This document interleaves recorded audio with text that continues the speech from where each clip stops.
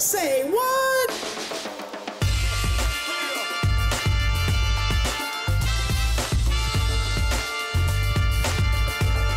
Hello and welcome back. It's time for Say What, where we hear from those connected to our industry about what's going on in our world of electrical apprenticeship. And this does include those topics that you've suggested, so keep them coming. I'm your host, Cindy Sandifer, and I got a question. Have you ever instantly connected with someone? I know you have. I know you know exactly what I'm talking about. And well, that happened to me. It was my experience with Teila Allmond. I met her on Zoom. So on Zoom, we had this instant connection. And after hearing her story and what she's doing to help with recruitment and retention in apprenticeship, I knew that she needed to join us on the podcast. So I asked her and she said yes. And so I'm excited to introduce you to Tila. Okay, Tila, you got to reshare your story because we met on Zoom, instant connection, best friends for life, like all that stuff. But you shared your story with me and it was powerful. And I thought, so I want to hear about Rosie's Girls. We're coming to that. But I feel like your story is what makes Rosie's Girls what it is. So will you start with you and then we'll move into talking about that? That's fine. Okay, so I'm from West Philadelphia. Born and raised, and you all finished the song. I played on the playground from time to time. I did play basketball. That's where the bad knees come from. Okay. But so I ended up going to college out of high school. I got accepted to a lot of really prestigious schools, New York Institute of Technology, Drexel, Penn, but I couldn't afford it. So I ended up going to community college, and I went there for electrical engineering. And I stayed there for a while, and I enjoyed it, but it wasn't necessarily what I wanted to do. And I just knew it the whole time. I felt it. And besides the fact that I was working and also in college, it was really hard to balance. So I was trying to find a quicker way into the industry that I was going into. I knew I wanted to do something electrical, electronic, something. So I ended up actually going to my high school, going back to them and saying like, hey, like, what can I do? Like, what are my options? And they mentioned technical school. I was like, okay. I was like, my mom went to tech school. She went to Reds. So I was like, okay, let me look into it. So I ended up going to Penco Tech, and I loved it. I loved it. And I knew immediately that it was something I wanted to do. I understood the timing as far as like waking up early, using your body as a physical environment, but that's what I actually appreciated and enjoyed. I didn't know. So, after that, when I graduated from there, I went back to my high school, and I was like, "So now what?" And one of my teachers at the time, Miss Hull, she actually she was like, "Well, why don't you try the electrical union?" I was like, "What's that?" I was like, "What are you talking about? What's the electrical union?" And she was like, "You know that building that's across from CCP?" And I was like, "Oh, you mean the building that I was staring at when I was in like calculus classes or whatever? I was staring at the building, and I would see electrical union. I would see something. I didn't know at the time what it was." So I started putting two and two together, and I was like, "Okay, I'll think about it." And I ended up working with a gentleman around my neighborhood, and I wanted to do something with what I learned. And I realized, it's a little unsafe. I don't have like the security. The timing was awkward sometimes whenever he would have work, whenever he wouldn't. So I was like, all right, let me apply. I'm waiting for April. April is our period to apply. I applied and I got in, and here I am. But that's why, like, I know we're going to talk about Rosie's later, but that's why I'm so passionate about what it means and what it is. Because if something like this pre-apprenticeship program existed when I was trying to figure everything out, I would have saved a lot of time and money. But that's part of my story. That's how I got to where I am. It was a period of, let's say, like 4 years, 3-4 years of time where I could have been in a lot earlier. But that's why understanding what it is and understanding where you can go as a woman is really important, because that's something that's not talked about. Like, my family wasn't the family to like prevent me from doing things. They were very supportive, very supportive. It was just more so about we didn't know what the possibilities were, you know? So you don't know what you don't know. You don't know what you don't know. And now I know. Yeah. So yeah. And you're making sure other people know. Exactly. But it's, you tell your story, right? And it's we're here to hear. But 3 to 4 years, that's a long time. So it's like, okay, college. Right. Okay, great college options. Right. Not going to work. Right. So now I'm at community college. It's cool. It's okay. It's interesting. It's okay. I'm glad I went there and did it there instead of going to the other colleges and spending the more money on the loans. But it's like coming out of school. It's always a talk, right? Like your friends are going to college. You're like, okay, cool. That sounds like fun. I want to go. But then you're also trying to figure out what you want to do. So life isn't a straight line.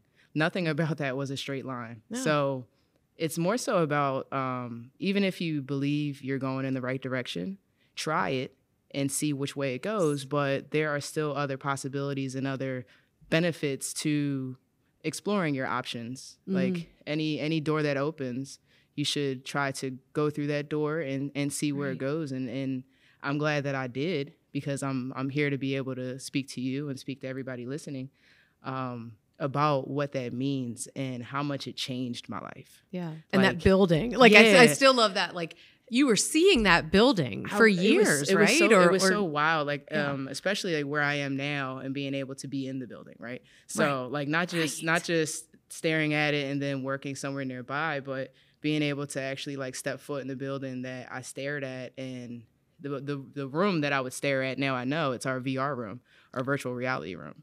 So it's like it's mind blowing to me still, especially just where and everyone that I saw and the direction that they went. And in high school, you, like I say, you think you have it all. You think you have it figured out. I wanted to be a forensics anthropologist. Ooh. I thought I wanted to do that. I thought I wanted to go into photography. I thought I wanted to go into a lot of different areas. But wherever life pushes you, you shouldn't give up on which direction you're going. Like I had a teacher in middle school, and on her deathbed, she told me, never let anyone tell you that you can't. And that is something that stuck with me. Yeah. And I like to make sure I tell everyone around me, like, that's the truth. Never let anyone tell you that you can't. And as a young woman, I had that instilled in me. I was raised by women. So I saw the strength that they had, and I saw the different jobs that they tried. I had an aunt that drove trucks for Frito-Lay, and I had another aunt that was a teacher, and I've seen the different areas and the support, and I've always had somebody to go and ask questions.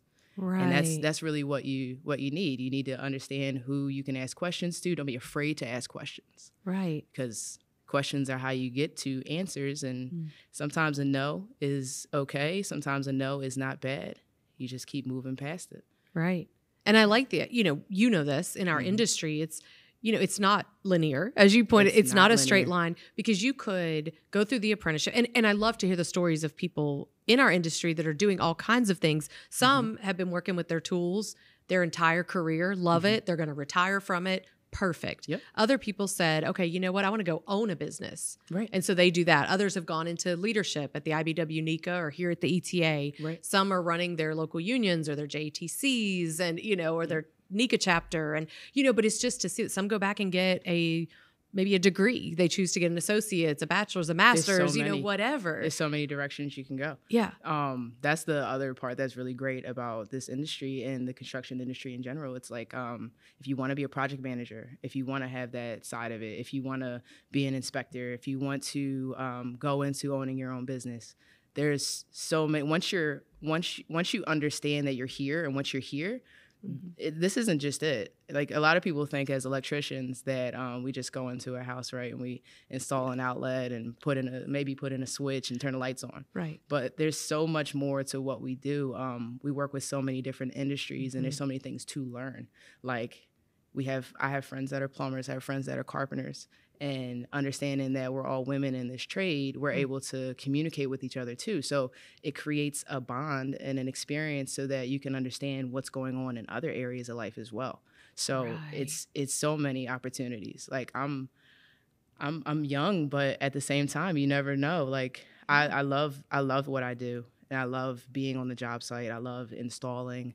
I love understanding that there's a project to be done and attacking it and seeing what that is and looking back and saying, hey, yeah, I was in that building, you know? Right. I was in that building. You see those lights through the window? Yeah, I put those in. But I also cored the holes that got the pipe to that location. So I tell my family all the time, they're like, so what did you do today? And I'm like trying to explain it to them. And it's something that saying it is one thing, but being able to experience it is a completely different thing. It's so powerful. Yeah. And the vastness of the work. And we couldn't even possibly in this conversation delve into it, but it's like you could be at a hospital, you could be at NASA, you could be, you know, electricity, electrical work is legitimately everywhere and it's in everything. Literally. And so we're going to pretend there's this young woman listening to us right now and she may be interested in apprenticeship or electrical work, we'll say. Like, what do you say to her as she's listening and she's thinking, maybe this stuff is for me? I have these conversations when I go to career fairs or if I'm talking to anyone that is interested.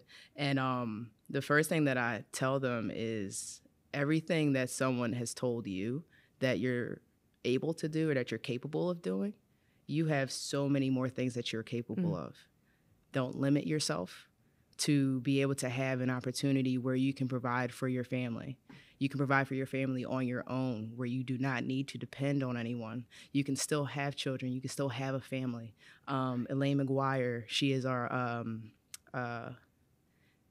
what's it? I forget the title right now. But she's our member service rep, excuse me. Yeah. And she raised her children going through her apprenticeship. And now she looks back and she's like, I'm so glad that I made that choice and made that decision because I didn't have to worry about what they're doing or what they need. And now they're also able to be in the apprenticeship as well. So it's a family, you know, like if you're looking for something where you're not just by yourself in it. There's so many people that want you to be here. And if you're interested and you want to try it and you want to understand what you're capable of or what the possibilities are in life, it's not just about if you're on the side doing hair, if you're doing something else that you're interested in, those are still capable. You're still able to do those things. But at the end of the day, you still have something to fall back on because a trade is something that no one can take away from you.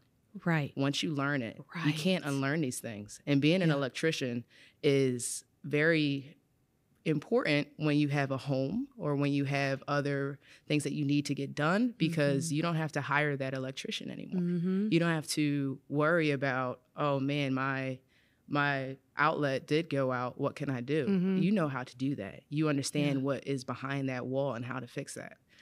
Right. So it's amazing. Yeah. And the things that you get to see if you're interested in traveling, if you're, I was talking to a kid and he was like, I like video games, right? Yeah. And he was like, I don't know about this. I kind of want to go that way. I was like, with dexterity, with finger dexterity, you can be in this industry and go so far because we don't just have the electrical side, we have the telecommunication side. Right. So that opens up a completely different realm of where you can go and who you can be. It's just I wanna change the understanding of what it means to be an electrician. There's an understanding that it's very, like we said, linear, or it's just straight up and down, whatever it sounds like. Oh, you're just going into houses and doing electric. Right. It's so many other possibilities in this career. So any young woman that is interested, anyone that isn't a young woman anymore and wants a career change, there is an option in this where you can make a top rate of $62 an hour, right? You know, and that's on top of the benefits that we receive as well. We have really great medical benefits. You leave with multiple retirement funds, so that by the time you do retire, you're set up. You can set your family up. It's a career where some people want to be lawyers. And some people, you see people on the subway or you see them anywhere and they're dirty and they have their construction gear on, they have their boots. They just had a really good day. Yeah. That's what I'm going to say. And it's job security. I mean, we know this isn't going away, right? You're not, and so to have that and to know, okay, I could go explore something else. And I've heard people phrase it this way, like, but I can always go back to my tools. Yes. So I can try these other things, but it's given me the stability to be able to go out and do that and to know I have something to go back to. And that's beautiful. Okay, so tell us about Rosie's Girls, because this is so exciting for me. I am so excited about Rosie's Girls. So apprentice training for the electrical industry is our training arm for IBEW Local 98. We received a PA SMART grant so that we could begin the process of establishing this pre-apprenticeship program. So this program, it's designed for 11th and 12th grade young women to introduce them to the trades. I like to say to demonstrate to them what they can do in this industry so they can kind of get an understanding of what it is. Like we said, there's a lot of folks that are interested and some people don't even know what it is. So being able to explain and demonstrate what that looks like, it makes it so that prior to getting out of high school, you have the camaraderie that you're looking for to feel like you can branch off into it. I feel like that's one of the main factors with why there are women. There's a lack of women in this industry. Besides the fact there's other factors, but that's one of them. I feel like letting young women understand that we're here and we're here to support you, and you're not alone in this, and it's not everything that you may think it is. It's actually more than that. It's powerful. So we're going to introduce them to wiring techniques, how to bend conduit. There's also a piece in there for the math and reading for our aptitude test. What else? You'll be able to talk to some of the vendors. So between the trades and between different vendors, such as like Milwaukee, Klein, they'll be available so that you can actually have a conversation. And that's another area to go into as well, know? Right. So we didn't even mention that one yet. Right. Yeah. There's so many different areas. So it's to build the mentoring opportunities as well. So we have apprentices that are very excited about participating in this as well. We've been talking about the trade fair and things that we're going to do in the future, where we're building that from both directions. So we have women that have been in for 25 years or more. We have folks that are getting in now, and we have ones that we're welcoming in. So we're trying to make sure that we're building this availability for women to understand that this is available to them from all angles. Right. So this is just one of the first steps, but I am very excited about this pre-apprenticeship program. Yeah. And you're empowering so many people and women in particular with this, because it's the ones that have been doing this work for however long, or they may be a little new, but they're in the apprenticeship, maybe their first or second year, that get to give back. And then you've got the new ladies coming in, and it's just this awesome experience to be like, I get to make a difference in someone's life. Right. And for these pre-apprentices are saying, wow, there's someone there that is like me in some ways and can help me. Because one of the main reasons, if you look at data, one of the biggest reasons people leave, men, women, whatever, is because it's not what I thought it was going to be. So they get into apprenticeship, they start and they say, whoa, this was not what I thought. Right, well, right. A pre-apprenticeship program, I mean, really, there's several out there. There's grants that we've got that, have started new pre-apprenticeship programs and so forth. And the whole point of those is we are introducing people to electrical construction work. Yes. So they're getting to see it, touch it, experience even the book work, right, of it. Yep. And so, okay, now I'm understanding my on-the-job training. I'm understanding the classroom time. This, and for me, will you leave then? You haven't invested a lot of your time and money into it. That JTC or AJTC hasn't invested a bunch of their time and money into it. So we understood, we parted ways because it wasn't for you.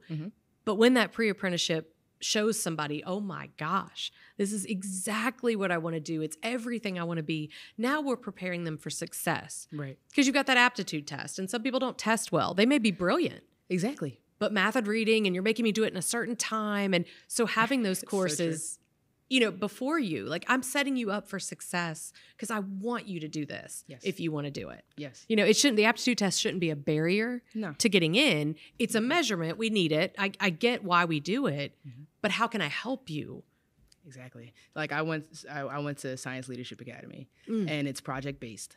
So at first I wasn't really great with testing, but there is a science behind understanding how to test and having the confidence to be able to get past that test, right? So if you step into a room and you take one, sometimes it's not, like you said, you can be brilliant. It's not about your ability, but there are certain factors when you're taking a test that could be detrimental to the success of how you score on that test, but it has nothing to do with your ability. And that's why we want to make it so that we're able to open that up to so many folks.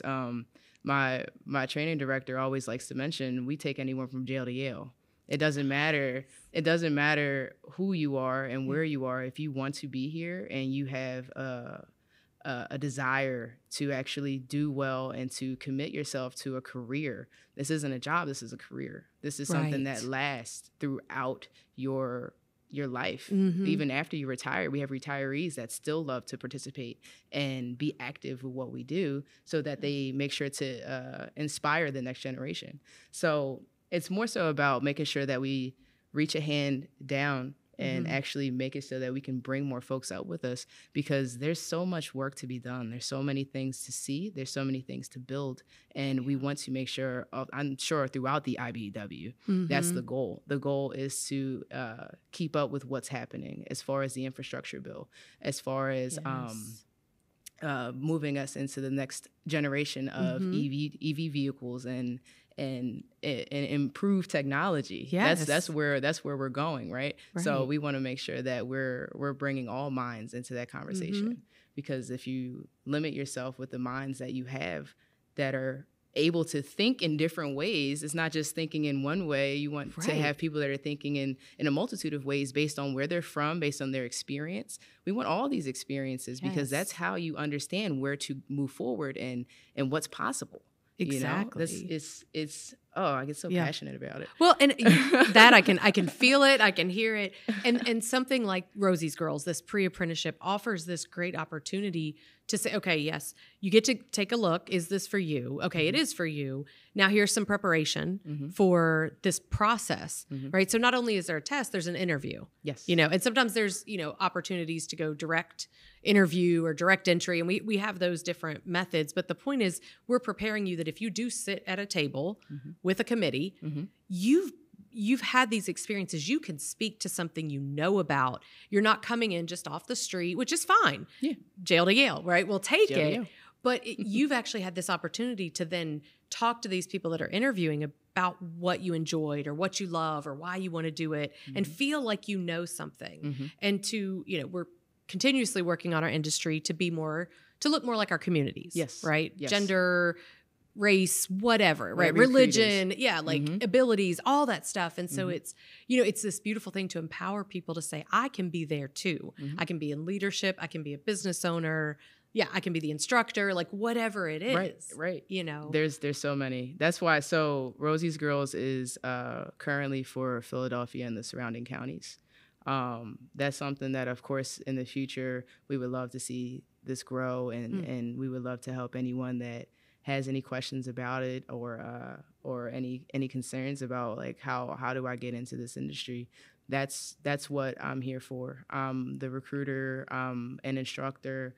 I'm one of many, because we all operate in the same way, where if there's somebody that's interested, we would love to answer any questions that they have. But yeah, this is one of the first for young women, especially.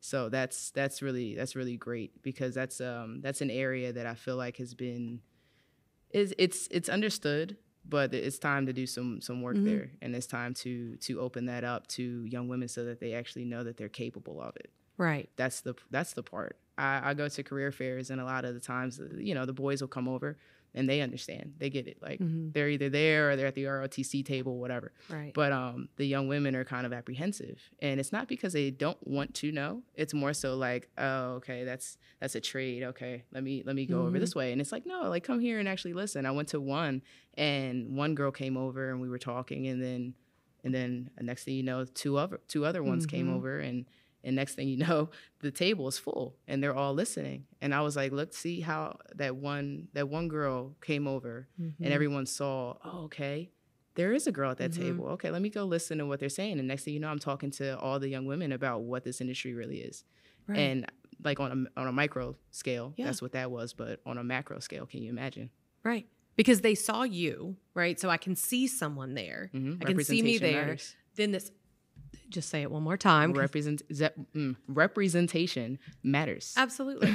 So you're there. So this one girl goes over and then someone else says, oh, I see myself at that table. I'll go check it out. And that's one of many. That's one of many. One of many ways, but we've got to do it. We've got to do the work. Yes. And that's what I was going to ask you. Like if someone's listening, they're at let's just say at a JTC, they're an instructor, they're a recruiter, whatever they are, if they want to recruit more women to join the apprenticeship, like what advice would you give them?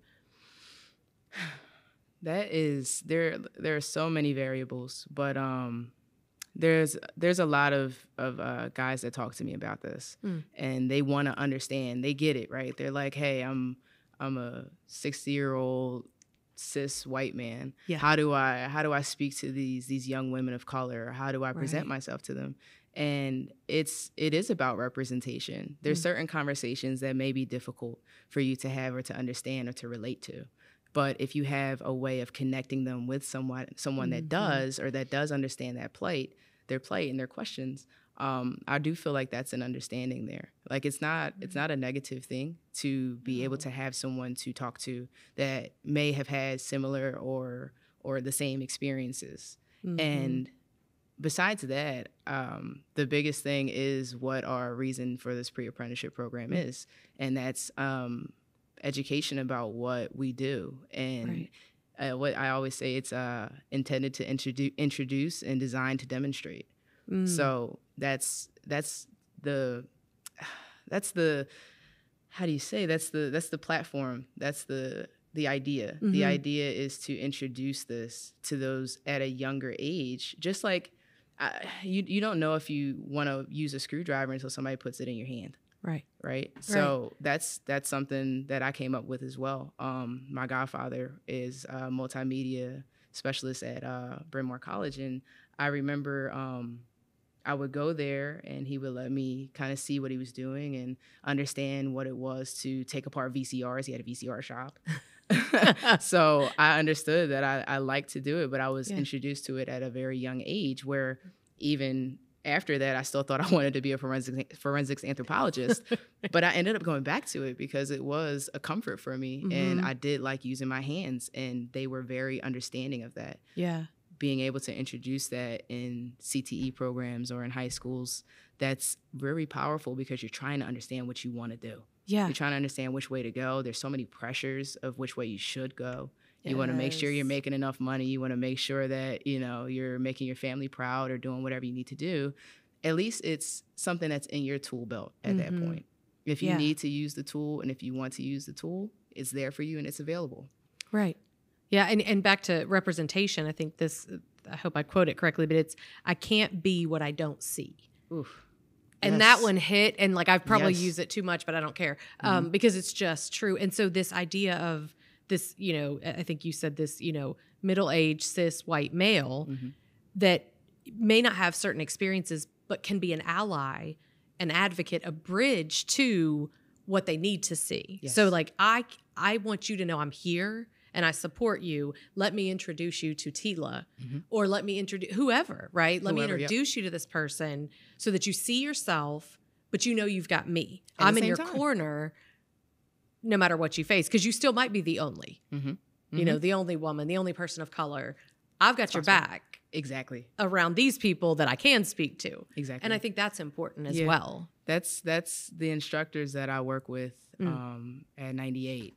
That is something that they understand as well. They understand representation matters. They're very supportive of the women that are in our membership as well. And besides, they're also very supportive of this pre-apprenticeship program. They're just as excited as I am. But that's something that I'm glad I have an opportunity to be around and to be surrounded by, because I have a great day when I go to work.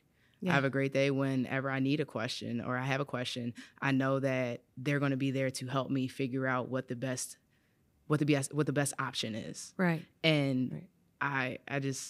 I really think that this is a great opportunity for any young woman to understand that we also have a women's committee. We also have We're starting up mentorship programs. We're in the beginning somewhat of where we want to be, but the world is opening up for leadership opportunities for young women as well.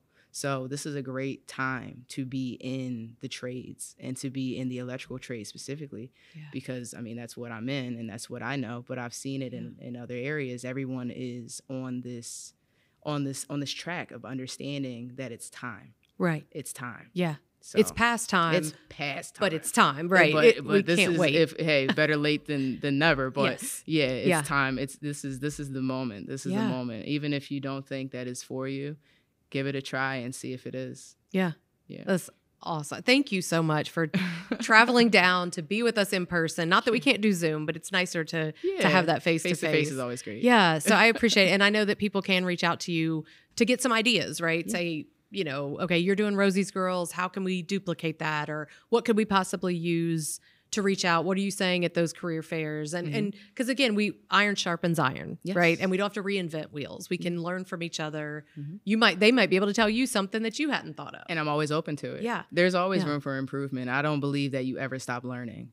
You should never try to stop learning. You should always be trying to learn and to improve. So there's always room for more. Yeah. There's always room for more. There's plenty of space. Absolutely. And if they want to know where the best Philly cheesesteak spot is, they could also reach out. No, I'm not putting you on the spot now, but they could check in with you on that. That's a conversation that folks in Philly are having right now. Where's the best one? And it depends on where you're from. Yeah. So you just go to all of them. I think what you do is you just take them to all of them. Let them decide, right? Just one after the other. Just decide. Well, thank you so much, Tila. We really appreciate you and all the work that you're doing to make all of us better. You're making all of us better for what you're doing there. That's because I've had a lot of people that made me better as well. And you're giving back. Yeah. There's nothing more beautiful than that. All right. Thank you. Thank you so much. Thank you, Tila. Thank you for your energy, your passion, your commitment, and certainly for taking time to share your story with us and all that you are doing. Big thanks to you, the listeners, for being with us. I hope you're inspired by Tila and the work that she is doing and the ability we have to reach out to everyone to tell them about our industry and what we do.